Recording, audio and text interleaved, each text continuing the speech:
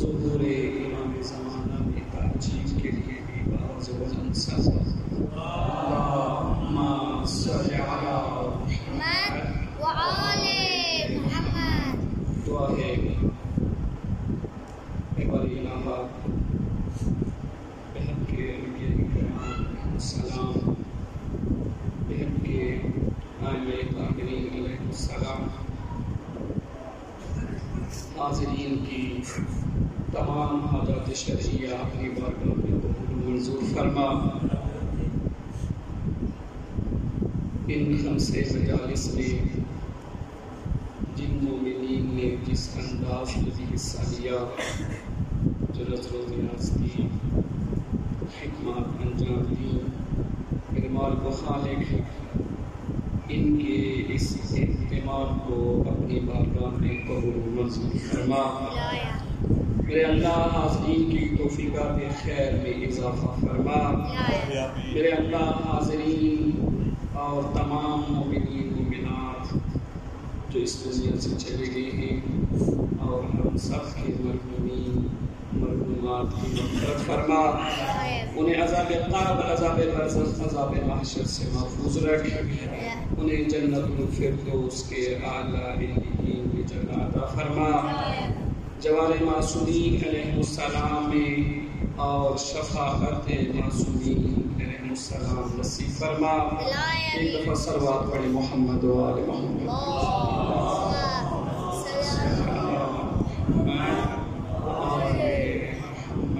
مل کے دعائی امام زمانہ کی. بسم اللہ الرحمن الرحیم. اللہم کل ولیک الحجت ابن الحسن صلواتک علیہ وعلا آبائہ فی هذه الساعة وفی كل ساعة ولیا وحافظا وقائدا وناصرا ودلیلا وعینا حتى تسكنه أرضك طوعا وتمتعه فيها طويلا برحمتك يا أرحم الراحمين. صلوات پڑھیں محمد. صل على محمد وآل محمد. أعوذ بالله من الشيطان الرجيم. بسم الله الرحمن الرحيم. الحمد لله رب العالمين والعاقبة للمتقين والصلاة والسلام على خير خلقه أبي القاسم محمد صلى الله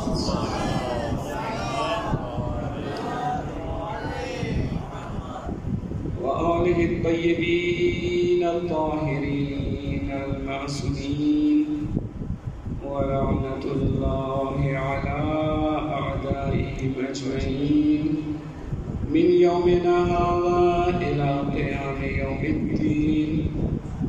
أما بعد، فقد قال الإمام الحسين عليه السلام: كيف يستدل عليك بما هو في وجوده مفتقر إليه؟ أيكون لغيرك من الظهور ما ليس لك حتى يكون هو المظهر لك؟ متى غبت حتى تحتاج إلى دليل يدل عليك؟ ومتى عدت حتى تكون الآثار هي التي توصل إليك؟ عميت عين لا تراك عليها رقيبا، خسرت صفقة عبد لم تجعل له من حبك نصيبا. صلوات پڑھیں محمد و آل محمد. اللهم صل على محمد وآل محمد. حضرت امام حسین علیہ السلام کی مجالس آپ سب عزیزان، آپ سب قابل احترام سلطان سنتے رہتے ہیں۔ ہم مجالس امام حسین علیہ السلام میں فضائل اہل بیت اطہار کو بیان کرتے ہیں، مصائب اہل بیت اطہار کو بیان کیا کرتے ہیں، اور تعلیمات اور سیرت ائمہ معصومین علیہ السلام کو بیان کیا کرتے ہیں۔ بعض واقعات، بعض اخلاقیات، بعض احکام، بعض تاریخی واقعات کو بیان کیا کرتے ہیں، اور ہم اسی قسم کی مجالس کے سننے کے عادی ہیں۔ خصوصاً ہماری مجالس میں حضرت علی ابن ابی طالب علیہ السلام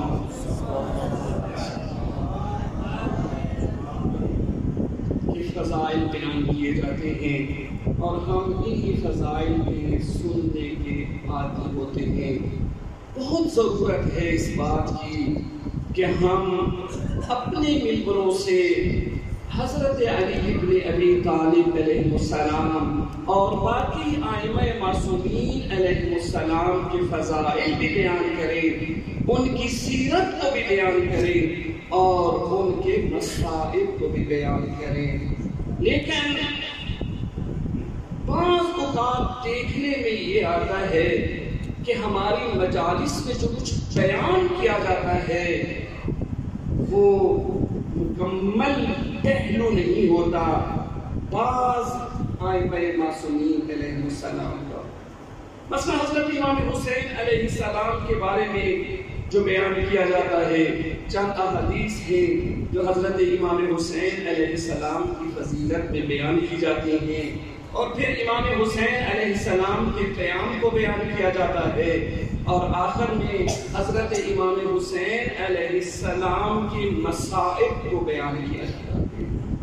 لیکن ہم حضرت امام حسین علیہ السلام کے بعض ان پہلوؤں کو فراموش کر دیتے ہیں، جن پہلوؤں میں سے ایک پہلو وہ ہے جس کا نام عشق الہی ہے، کہ جس نے حسین ابن علی کو اس منزل پر پہنچا دیا کہ حسین ابن علی نے اپنا سب کچھ اللہ کے عشق میں قربان کر دیا۔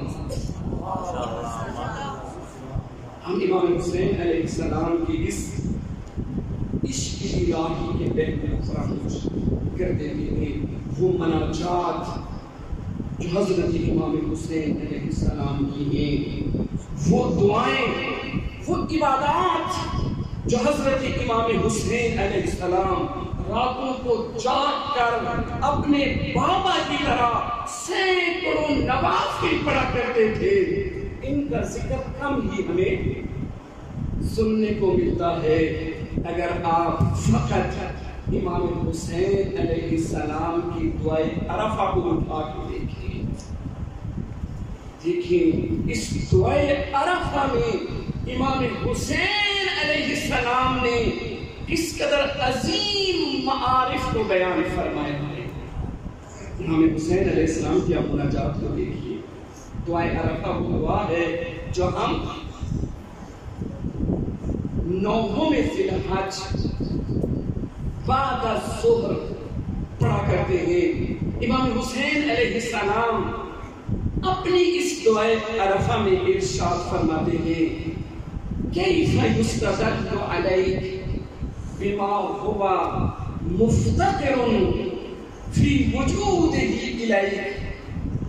خدا متعال کا تعارف کرواتے ہوئے ارشاد فرماتے ہیں، اے میرے اللہ، اے میرے معبود، کس طرح تجھ پر دلیل اور برہان قائم کی جائے ان مخلوقات کے ذریعے جو مخلوقات خود اپنے وجود میں تیری محتاج ہیں۔ مخلوقات جو اپنے وجود میں تیری محتاج ہیں، ان مخلوقات کے وجود کو تیرے وجود پر کیسے دلیل قرار دیا جا سکتا ہے؟ تیرے وجود کو ان مخلوقات کے وجود کے ذریعے کیسے ثابت کیا جا سکتا ہے؟ اس کے بعد امام حسین فرماتے ہیں علیک من الظہور ما لیس لک، اے اللہ کیا تیرے علاوہ جو کچھ بھی ہے، جو مخلوقات تیرے علاوہ ہیں، جو موجودات تیرے علاوہ ہیں، کیا وہ موجودات اتنے زیادہ آشکار اور ظاہر ہیں کہ تو اتنا آشکار اور ظاہر نہیں؟ حتی یکون هو المظہر لک، کیا تیرے علاوہ یہ موجودات اتنے ظاہر ہیں کہ ان کے ذریعے تیرے ظہور کو آشکار کیا جائے؟ اس کے بعد امام فرماتے ہیں متا خطا حتی تحتاج الى دلیل یدل علیک، اے میرے معبود تو غائب ہی کب ہوا ہے؟ توجہ ہے میری طرف۔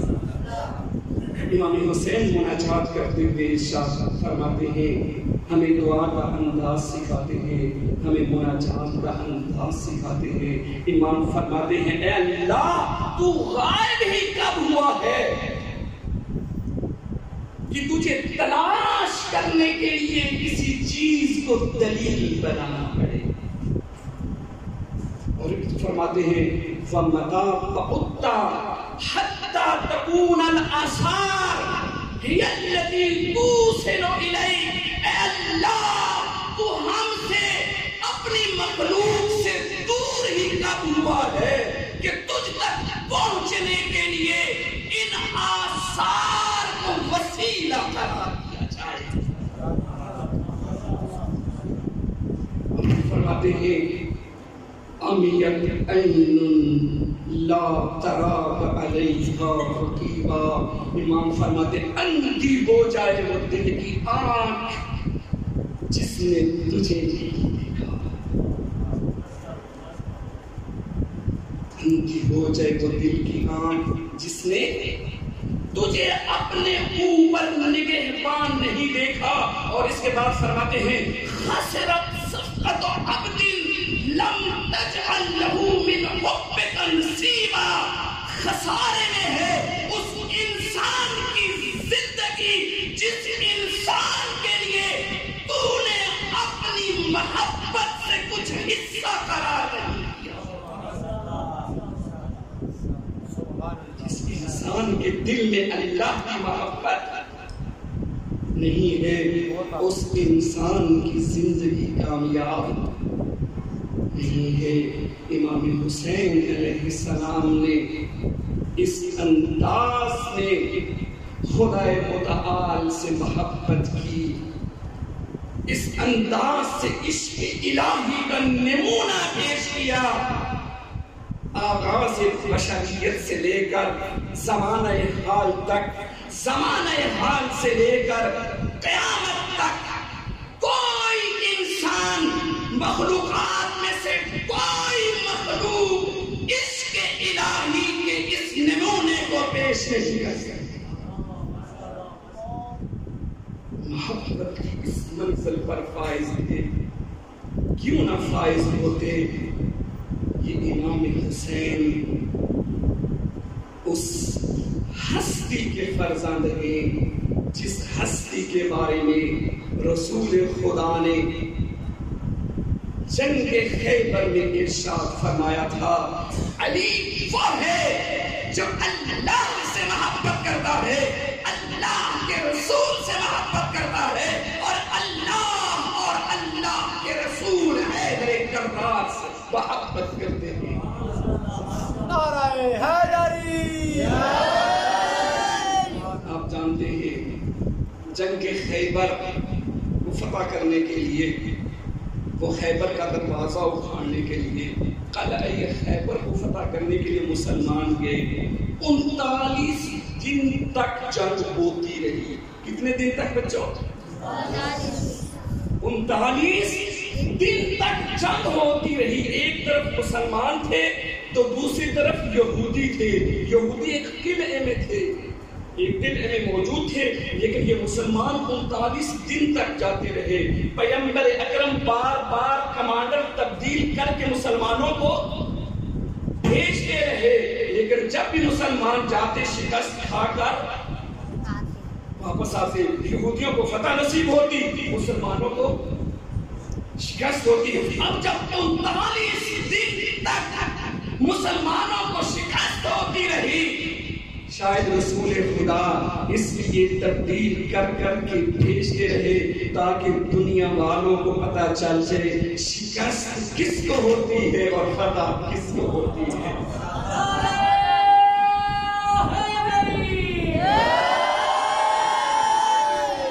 اب جب 39 دن گزر گئے, شکست ہوتی رہی, 39ویں دن رسول خدا نے یہ اعلان کر دیا, لَأُعْطِيَنَّ الرَّأْيَةَ غَدًا رَجُلًا كَرَّارًا غَيْرَ فَرَارٍ يُحِبُّ اللَّهَ وَرَسُولَهُ وَيُحِبُّهُ اللَّهُ وَرَسُولُهُ.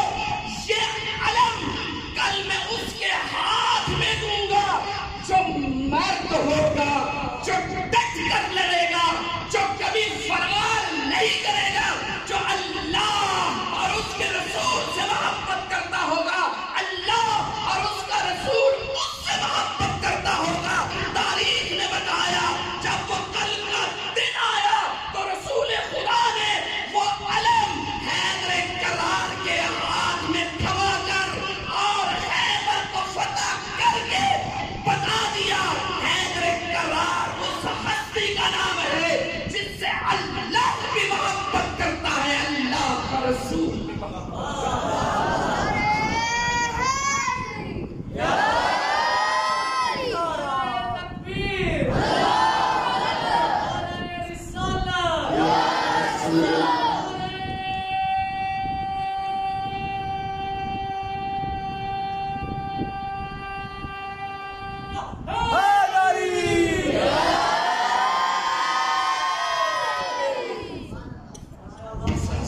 امام حسین نے محبت کو ثبوت فراہم کیا جس کا نمونہ اس دنیا میں نہیں ملتا. خدا کی محبت میں سب کچھ قربان کر دیا. ہمارے آئمہ معصومین نے ہمیں محبت کا درس دیا کہ اگر چاہتے ہو اس زندگی میں کامیاب ہو جاؤ تو پھر دیکھو تمہارے دل میں اللہ کی محبت ہے یا نہیں ہے, اور اللہ کی محبت کیسے پیدا ہوتی ہے انسان کے دل میں. سوال ہے نا کہ ہم کیا کریں کہ خدا کی محبت ہمارے دل میں پیدا ہو جائے. ایک ہے خدا کا اقرار کرنا, ایک ہے خدا پر اعتقاد رکھنا. خدا کا اقرار کرنا اس کو کہتے ہیں اسلام. خدا کو مان لینا اس کو کہتے ہیں ایمان. اقرار کرنے کے بعد اس کو مان بھی لینا, اس کا نام ہے ایمان. ہو سکتا ہے ایک انسان مسلمان بھی ہو, مومن بھی ہو, لیکن اس کے دل میں اللہ کی محبت. ہم بہت سی چیزوں پر ایمان رکھتے ہیں, بہت سی چیزوں کو قبول کرتے ہیں دل سے, لیکن کیا جتنی چیزوں کو ہم دل سے قبول کرتے ہیں ان سب کے بارے میں ہمارے دل میں محبت بھی پائی جاتی ہے؟ ہرگز نہیں. بہت سی چیزیں اپنی دنیا میں ہم قبول کرتے ہیں, لیکن قبول کرتے ہیں محبت نہیں پائی جاتی. محبت ایمان کے بعد پیدا ہوتی ہے, اور وہ تب پیدا ہوتی ہے جب محبوب کے ساتھ رابطہ مضبوط ہوتا ہے. اور محبوب کے ساتھ رابطہ کب پیدا ہوتا ہے مضبوط؟ ہمارا محبوب خدا ہے, اس خدا کے ساتھ ہمارا رابطہ کب مضبوط ہوگا؟ ہم کیا کریں کہ خدا کے ساتھ ہمارا رابطہ مضبوط ہو جائے, ہمارے دل میں خدا کی محبت بھی پیدا ہو, فقط زبانی اعتراف نہ ہو, فقط دل سے خدا پر ایمان ہی نہ ہو. امام فرماتے ہیں خسرت صفحۃ عبد لم تجعل له من مرتبہ خسارے میں ہے اس انسان کا معاملہ، اس انسان کی زندگی جس کے دل میں اے اللہ تو نے اپنی تھوڑی سی محبت بھی نہیں لائی، زندگی خسارے میں ہے، وہ اپنے آپ کو کامیاب نہ سمجھے۔ انسان ناکام ہے، کامیاب تب ہے جب انسان کے دل میں محبت ہو، اور انسان کے دل میں محبت تب ہوتی ہے جب انسان کا رابطہ خدا سے مضبوط ہو، اور خدا سے مضبوط رابطہ رکھنے کے لیے خدا کے ساتھ مناجات کی ضرورت ہوتی ہے، خدا کے ساتھ مناجات کرنے کی۔ ہم جو نماز پڑھتے ہیں اس نماز کو توجہ سے پڑھیں تو خدا کے ساتھ رابطہ مضبوط ہوتا ہے۔ ہماری نمازوں کی کیا حالتیں ہیں؟ جی بتائیے ہم صاحب کو، جب نیت کرتے ہیں یا کہتے ہیں اللہ اکبر، اور اس کے بعد پتہ تب چلتا ہے جب ہم سلام کے لیے کہتے ہیں اللہ اکبر اللہ اکبر اللہ، کہ ہم نماز پڑھ رہے تھے، وہ درمیان میں کیا ہوا کچھ بھی پتہ نہیں۔ اپنے مسائل، اپنی زندگی کی مشکلات، جو مسائل حل نہیں ہوتے وہ سارے نماز میں حل کرتے ہیں، کبھی کسی سے بات کر رہے ہوتے ہیں، کبھی کسی سے بات کر رہے ہوتے ہیں، لیکن کھڑے کہاں ہوتے ہیں؟ خدا کی بارگاہ میں ہوتے ہیں، لیکن گھوم کے ہی ہماری نمازوں کی حالت یہ ہے۔ لیکن ہمارا خدا کے ساتھ رابطہ کیسے مضبوط ہو؟ اور مناجات کی حالت تو آپ بہتر جانتے ہیں، آپ چونکہ طلبہ ہیں اس لیے میں نے یہ تھوڑا سا موضوع انتخاب کیا ہے عوام سے تھوڑا سا ہٹ کے، اور آپ سے میں مخاطب ہوں۔ مناجات کی کیا بات ہے؟ چونکہ آپ ہمارے عزیز ہیں اور ہماری ذمہ داری بنتی ہے اشارہ کرنا اور نصیحت کرنا اور اپنے آپ کو نصیحت کرنا۔ مناجات کی ہماری حالت یہ ہے کہ ہفتے میں ایک دفعہ دعائے طلبہ ہوتی ہے۔ کتنی دفعہ دعائے طلبہ؟ دعائے طلبہ کون سی دعا ہے؟ وہ دعا ہے جس میں خدا کی ستائش ہے، جس میں انبیاء کرام کی ستائش اور تعریف ہے۔ ایسے ہی ہے نا، خدا کی تعریف سے شروع ہوتی ہے یہ دعائے طلبہ، خدا کی تعریف سے شروع ہوتی ہے، پھر انبیاء کا ذکر ہوتا ہے، پھر اہل بیت اطہار کا ذکر ہوتا ہے، پھر امام زمانہ کا ذکر ہوتا ہے۔ یہ وہ دعا ہے کہ جس میں امام زمانوں کو پکارا جاتا ہے، اور ہم اپنے آپ کو کہتے ہیں، کیا کہتے ہیں؟ امام زمانہ کے سچے سپاہی۔ اور پتہ تب چلتا ہے کہ سچے ہیں یا جھوٹے ہیں کہ دعائے طلبہ ہو رہی ہو، ہفتے میں فقط ایک دن ہوتی ہے، آدھا گھنٹہ لگتا ہے، ماشاءاللہ وہ تیزی سے بیٹھتے ہیں، ٹائم آپ لوڈ کر لیجیے اگر بیٹھتے ہیں، آدھے گھنٹے سے زیادہ ٹائم۔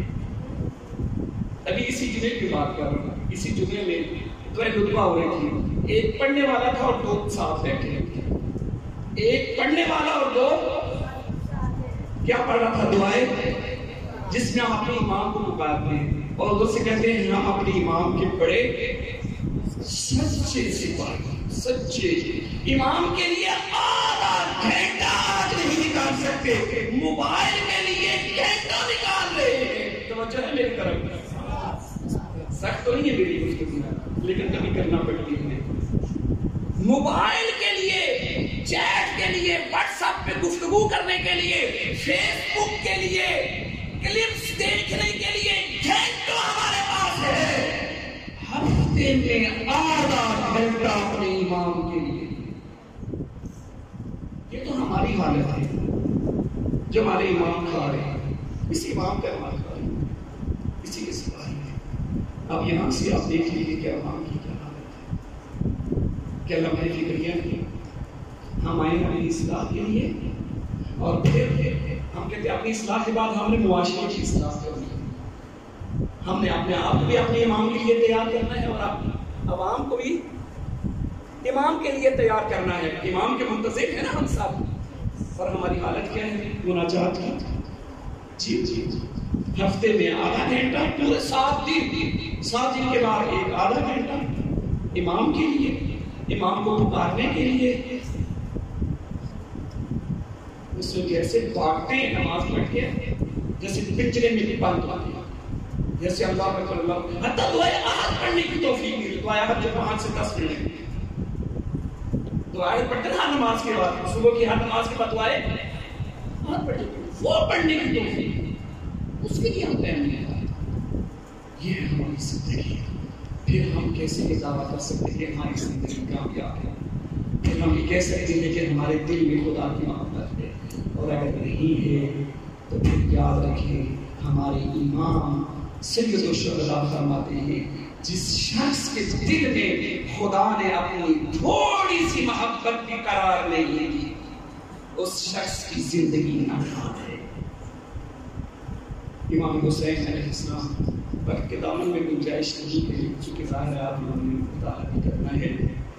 اگر آپ امام حسین علیہ السلام کے خطبوں کو دیکھیں، تقریباً ہر خطبے میں امام حسین علیہ السلام کی گفتگو کا محور خدائے متعال کے ساتھ ہے۔ آپ وصیت نامے کو دیکھیے کہ جس میں امام حسین علیہ السلام اپنے بھائی محمد ابن حنفیہ کو وصیت کرتے ہیں اور فرماتے ہیں ان ھذا ما اوصى الحسین بن علی الى اخیہ محمد المعروف ابن حنفیہ ان الحسین یشہد ان لا الہ الا اللہ وحدہ لا شریک لہ۔ یہاں سے امام حسین شروع کرتے ہیں اپنا وصیت نامہ۔ امام کہتے ہیں یہ وصیت نامہ ہے جو میں اپنے بھائی کے لیے لکھ رہا ہوں۔ وصیت نامے کا آغاز کیا کرتے ہیں؟ کہتے ہیں بے شک کوئی شک نہیں ہے حسین یہ گواہی دے رہا ہے کہ اللہ کے علاوہ اور کوئی معبود نہیں، اللہ کا کوئی شریک نہیں۔ اسی طرح وَأَنَّ مُحَمَّدًا عَبْدُهُ وَرَسُولُهُ جَاءَ بِالْحَقِّ مِنْ عِنْدِ الْحَقِّ وَأَنَّ الْجَنَّةَ وَالنَّارَ حَقٌّ وَأَنَّ السَّاعَةَ لَآتِيَةٌ لَا رَيْبَ فِيهِ وَأَنَّ اللَّهَ يَبْعَثُ مَنْ فِي الْقُبُورِ۔ اس کے بعد فرماتے ہیں أَنِّي لَمْ أَخْرُجْ عَشْرًا وَلَا قَدِرًا وَلَا مُفْسِدًا وَلَا ظَالِمًا بَلْ خَرَجْتُ لِطَلَبِ الْإِصْلَاحِ فِي أُمَّةٍ شَتَّى أُرِيدُ أَنْ أَأْمُرَ بِالْمَعْرُوفِ وَأَنْهَى عَنِ الْمُنكَرِ وَأَسِيرَ بِسِيرَةِ جَدِّي وعلي بن أبي طالب فمن قبلني بالحق فالله أولى بالحق ومن رد علي أصبر حتى يأتي الله بيني وبين القوم بالحق هذا وصيتي يا أخي إليك وما توفيقي إلا بالله وعليه توکلت وإلیہ أنیب۔ آغاز بھی خدا سے، انتہا بھی خدا پر۔ آغاز خدا کی وحدانیت سے، اس وصیت کا انتہا بھی خدا پر۔ کہا اے میرے بھائی یہ وصیت نامہ ہے اور میں خدا پر توکل کر کے نکل رہا ہوں، میری توفیق فقط اللہ کی طرف سے ہے اور میری باز گشتی خدائے متعال کی طرف ہے۔ اور پھر حسین ابن علی نے اپنی عملی زندگی سے یہ بتا دیا کہ حسین کو اپنے خدا سے اتنی محبت ہے، باز گشت کے لیے اتنا اشتیاق آ جاتا ہے حسین ابن علی میں کہ حسین ابن علی کے اس اشتیاق کی وجہ سے خدائے متعال نے کبھی اپنے حبیب سے یہ کہلوایا کہ اے میرے حبیب ان سے کہہ دو حسین بن دیوانا من الحسین، کبھی یہ کہا ان الحسین مصباح الہدی وسفینۃ النجاۃ، اے میرے حبیب کہہ دو حسین مجھ سے ہے، میں حسین سے ہوں، حسین ہدایت کا چراغ ہے اور کشتی نجات ہے۔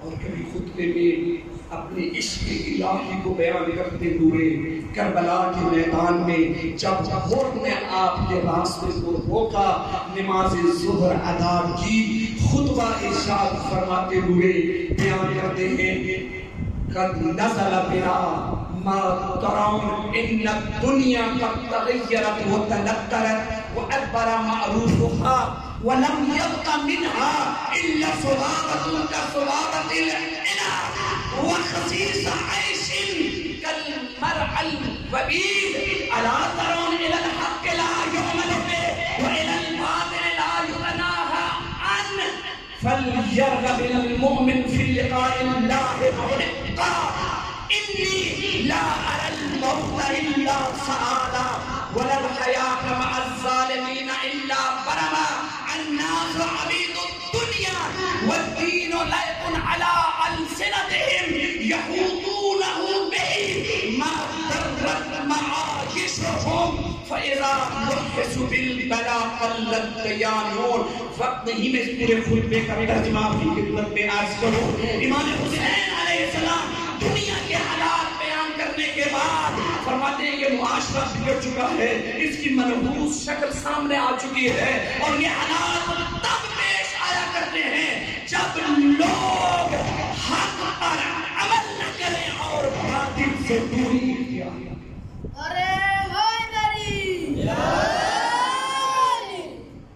جب لوگ حق پہ عمل نہ کریں, باطل سے دوری نہ کریں, تب یہ حالات پیش آیا کرتے ہیں. اور امام فرماتے جب یہ صورتحال پیش آ جائے کہ حق پر عمل کرنے والا کوئی نہ ہو اور باطل سے روکنے والا کوئی نہ ہو, امام فرماتے فلیرغب المؤمن فی لقاء اللہ مغلقا, تو ایک مومن کو اپنے دل میں اللہ کی محبت لے کر اس ظلم کے سامنے سیسا پلائی ہوئی دیوار بن کر کھڑا ہو جانا چاہیے. فرماتے ہیں میں مجھ سے بڑھ کر کون ہو سکتا ہے جو حق کا دفاع کرے, جو باطل کا خاتمہ کرے. اس لیے کہ حسین ابن علی اس شخصیت کا نام ہے جس کے بابا کے بارے میں رسول خدا نے فرمایا الحق مع علی والعلی مع حق اللہم ادرے الحق حیث دار علی, علی حق کے ساتھ ہے, حق علی کے ساتھ ہے. اور یہاں پر حدیث ختم نہیں ہوئی, ارشاد فرمایا اے اللہ تو حق کو اس طرف پھیر دے جس طرف حیدر کرام گر جائے.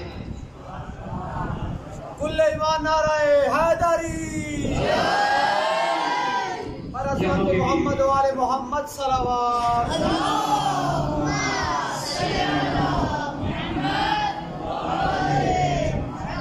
یہاں پر محور لقاء اللہ ہے, خدا کی محبت کا عشق ہے.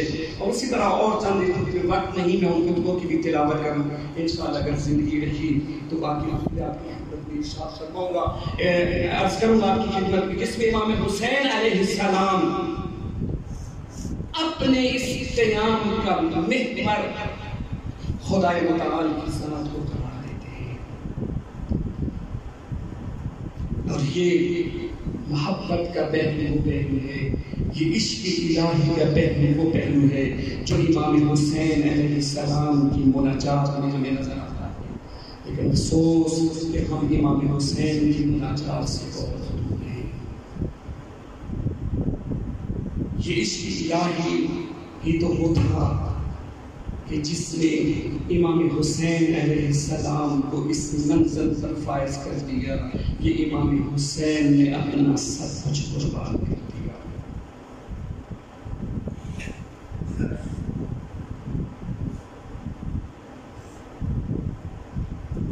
امام حسین علیہ السلام نے فقط اپنی جان کا نذرانہ نہیں پیش کیا, اپنے ساتھ بچوں کو بھی لیا, اپنے ساتھ نوجوانوں کو بھی لیا, اپنے ساتھ جوانوں کو بھی لیا, اور اپنے ساتھ ان سید زادیوں کو بھی لیا جو سید زادیاں کبھی رات کی تاریکی میں بھی گھر سے باہر نہ آئی. سیدہ زینب, ثانی زہرا کسی معمولی ہستی کا نام نہیں ہے عزیزاں. سیدہ زینب, ثانی زہرا, علی کی علی بیٹی, جتنے مسائب اور مشکلات حضرت زینب سلام اللہ علیہا نے دیکھے شاید ہی اتنے مسائل کسی اور میں دیکھے۔